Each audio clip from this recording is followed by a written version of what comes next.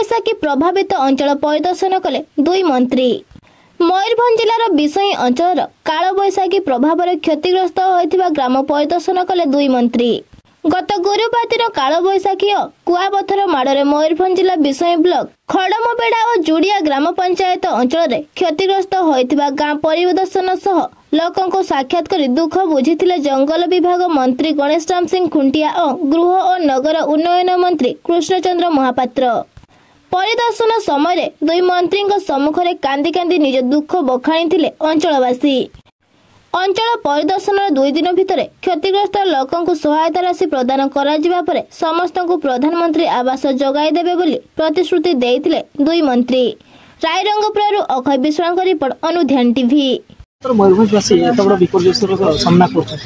देखो जहाँ घटना घटी अत्यंत दुखदायक एवं चिंताजनक विषय।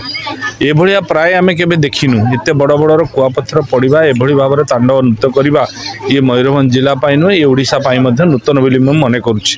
तेणु आमर मुख्यमंत्री मोहन माझी ए बहुत व्यस्त अच्छा सी तदारख करुँचे अनुधान करुँचे रेवेन्यू मिनिस्टर बारंबार अनुधान करुँचे। दुई जन मंत्री एवं आज विधायक अच्छी आम पूरा तर्जमा करुचु एवं जहाँ अनुभव करुचु एटी प्रथम स्तर में जहाँ जिलापाल कहते 1157 घर इनक्वारी होती प्राय सबू घर संपूर्ण भाव में डैमेज होती जो भाया क्षय क्षति होती आम सरकार अनुधान कर खूब जल्दी दिने 2 दिन भितर आम क्षतिपूर्ण देवाई व्यवस्था कर।